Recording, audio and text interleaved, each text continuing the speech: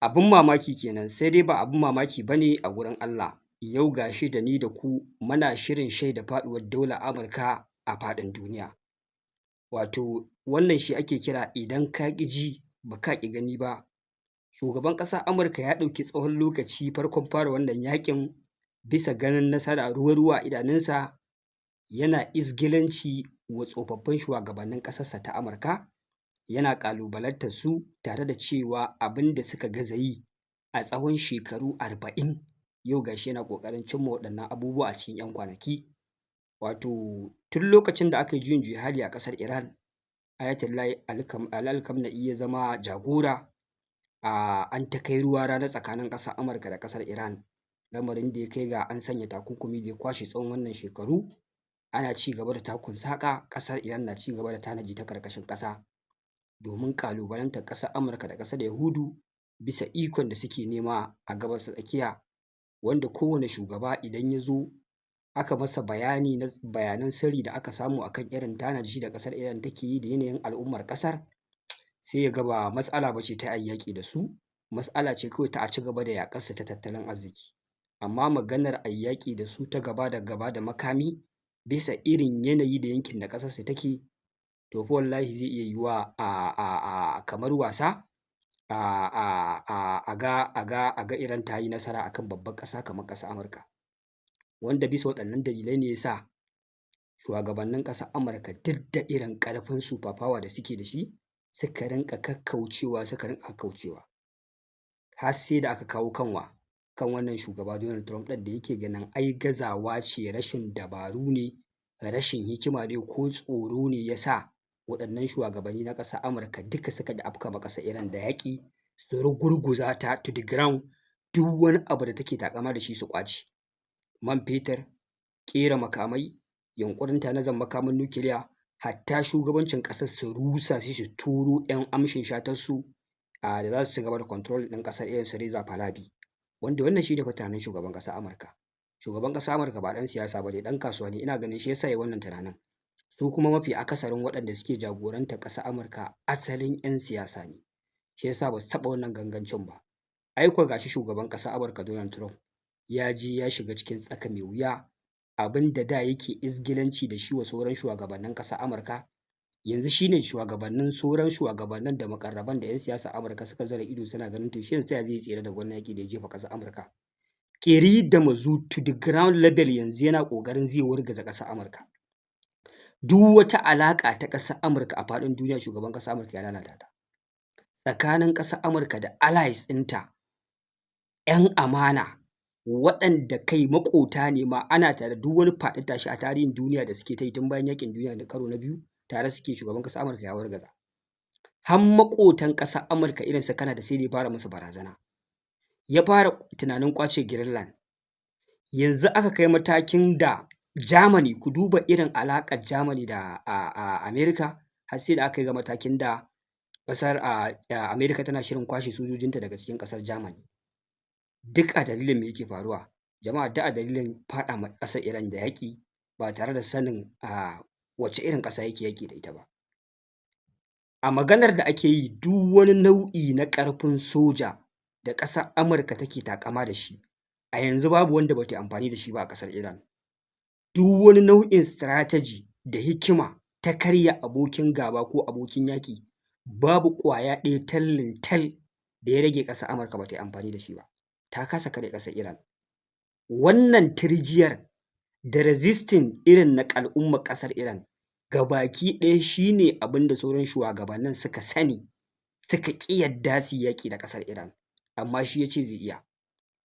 Ai kuwa ya shigo filin daga, ai kuwa yana ganin abin mamaki, wanda ƙasar Yahudu ta janyo shi cikin wannan yaƙi, ya ɗebo 1/3 dakaru da makaman yaƙin ƙasar Amurka ya kawo su Gabas ta Tsakiya. Duk wani nau'in jirgi da ake cewa advanced aircraft ne, Amurka ta zo da shi. Ina jin babu sama da B-2 bombers ina jin a cikin jiragen ƙasar Amurka, sai dai idan yanzu ne suke ƙirƙirar wani sabo. An kawo su fa sun yi operation a ƙasar Iran. Duk wasu nau'in advanced aircraft da ake taƙama da su undefeated, ba za a iya ɓaro su ba, ba za a iya waye ba, ƙasar Amurka ta kwaso su ta kawo su Gabas ta Tsakiya.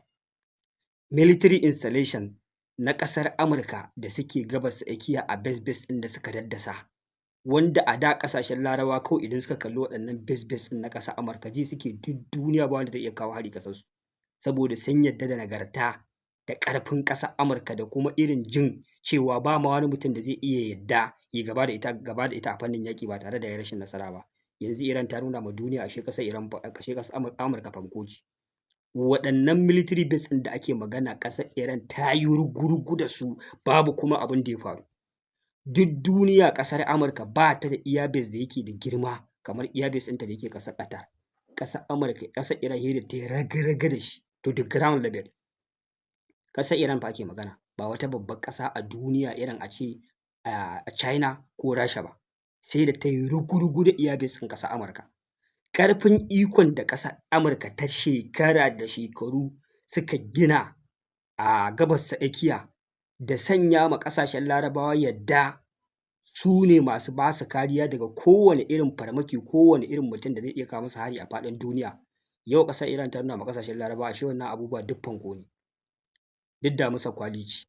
Ta yi rugu-rugu da su kuma babu abin da ya faru. Muradan da ƙasar Amurka ta zo ta cimmawa a ƙasar Iran ko ƙwaya ɗaya har yanzu duk uba da bala'in yaƙin nan da aka yi, ko ƙwaya ɗaya ba a yi nasara ba. An zo an yi naval blockade da soja 15,000, jirgin yaƙi na sama guda 100, an kasa buɗe Strait of Hormuz. Kai a ƙarshe-ƙarshen nan fa shugaban ƙasar Amurka waɗannan jiragen yaƙi guda 3 da aka turo su wuce ta Strait of Hormuz, shi a tunanin shi duk duniya babu wani mutum da zai iya jin a ransa bari ga sojojin ƙasar Amurka sun zo wucewa bari ya harbo musu makami, duk da ya san cewa waɗannan makaman za su iya hallaka su kuma wani abu zai iya escalating ya zama babban yaƙi. Kawai ya ga Iran without hesitation sun danno makamai kawai su ƙona waɗannan jirage. Hankalin shi ya mummunan tashi, ya ce bai taɓa sanin ƙasar Iran haka take ba. Ya ce bai san wata ƙasa a duniya da za ta iya irin wannan ganganci ba. Yanzu ne ya shaida cewa lallai mutanen nan suna da mugun hatsari. Idan aka kuskura suka mallaki makamin nukiliya, wani saɓani ya haɗa ka da su, to ba makawa sai sun harba maka makaman nan. Wai shi sai yanzu yake gane haka. To ai dalilin da ya sa dama shugabannin ƙasar Amurka tun da sun karanci da wani irin mutane ne a ƙasar Iran suka ƙi yarda su fito na fito da su. Amma wai shi sai yanzu ne da aka fara yaƙin yake ƙoƙarin ya gane haka. Kullum sai barazana mun ƙarar da sojojinsu mun musu kaza amma babu wani fa abu da aka cimmawa. Yau ga ka da tilin tarin sojoji a Middle East a gabas tsakiya ka kasa buɗe hanyar da Iran ta toshe. Ka ce ba ta da sojojin ruwa, ba ta da sojojin sama, ba ta da sojojin ƙasa. To waye suka tare Strait of Hormuz ka kasa buɗe shi? Da jirgin yaƙi 100. Kenan duk abin da mutumin nan yake faɗi ƙarya ne. Iran ita kaɗai tilo ta jefa duniya cikin fargaba da taraddadi, tsadar rayuwa, hauhawar kayan masarufi, kowa ƙara yake kowa kuka yake. Amma ka kasa maganin su a buɗe wannan hanya abubuwa su daidaita. Wannan shine abin da su waɗannan shugabannin da shugaban ƙasar Amurka yake ta musu izgili yana zaune su, musamman ma Barack Obama ya kasa fahimta, yanzu gashi yana fahimtar haka a filin daga. Ƙiri da muzu yana fahimtar haka a filin daga. Regime change bai yiwu ba, hana su mallakar makaman nukiliya bai yiwu ba, babu wani abu da ya yiwu. To wannan shine abin da ake ta masa gargaɗi bai gane ba, yanzu ya zo gani da idonsa. Wallahi tallahi ya shiga tarkon da ba zai iya ƙwacewa ba.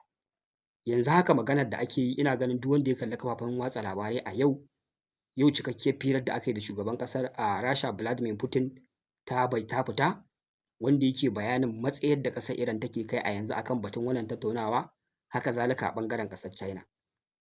Wanda Putin yake cewa a da matsayin Iran ta ma amince Rasha ta zo ta karɓi tataccen uranium ɗinta ta fitar da shi daga ƙasar a Iran bisa yarjejeniya na adadin lokacin da aka amince za a dakatar da ci gaba da haɓaka wannan uranium ɗin, wanda ya ce bayan ziyarar Abbas Araghchi ya zo masa da bayanin cewa ma ƙasar Iran ta dakatar da wannan tunanin na a cire uranium ɗin ma daga cikin ƙasarta, wanda ita da a ƙasar Amurka ma tunaninta tana ganin ta gama lagwaita ƙasar Iran, ita za ta karɓi tataccen uranium ɗin ta kai ƙasarta.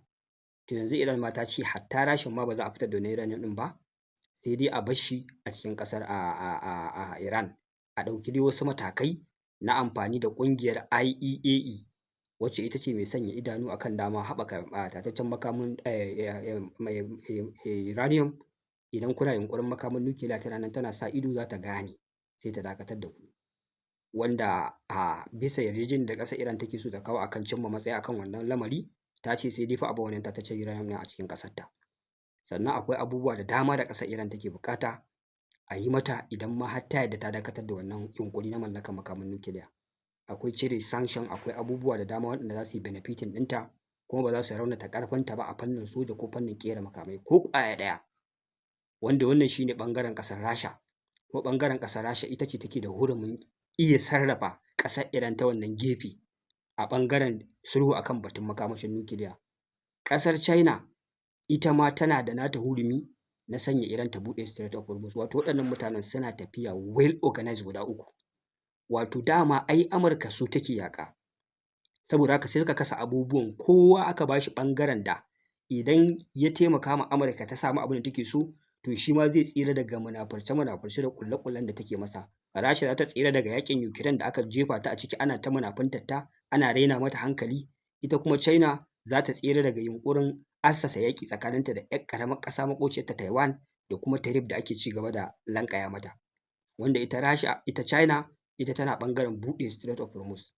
Sannan China ta yi ma ƙasar Iran alƙawarin cewa a duk wata irin tattaunawa da za a yi ba za ta taɓa bari a yi tattaunawa da ita za a bar ƙasar Iran a ƙarƙashin ƙasa ba. Domin China tana sane da cewa daga zarar an yi nasarar rusa ƙasar Iran, to fa ita ma an rusa wani ɓangare na tattalin arzikinta. Saboda na gaya muku ƙasar China ita ce take siyan kaso 90 fa na man fetur ɗin ƙasar Iran, duk da a takunkumi da aka sa mata. Duba da China babbar ƙasa ce, factories ɗinta, man jirgi da duk abubuwa duka tana samu ne a cikin ƙasar Iran, wanda ita fa Amurka so ta yi ma ta ƙwace ikon komai, hatta man da duk abin da Iran take taƙama da shi su koma hannunta saboda tsabar son zuciya da rainin hankali. To jama'a yadda suka Amurka take ta daɗe tana raba ma waɗannan ƙasashe hankali, to yanzu fa sun shaƙe ta carab a wuya, wallahi ba za ta iya ƙwacewa ba. Kuma ina muku rantsuwa da Allah sai an karya Amurka daga super power number 1 a duniya ta koma number 2 ko number 3 bisa halin da ta tsinta kanta a ciki. Maganar da nake muku babu wata hanya in dai ba yau ɗin nan ƙasar Amurka ta samo ta ba da za ta tsira daga wannan yaƙi lami lafiya. Jama'a wannan fa shine halin da ake ciki.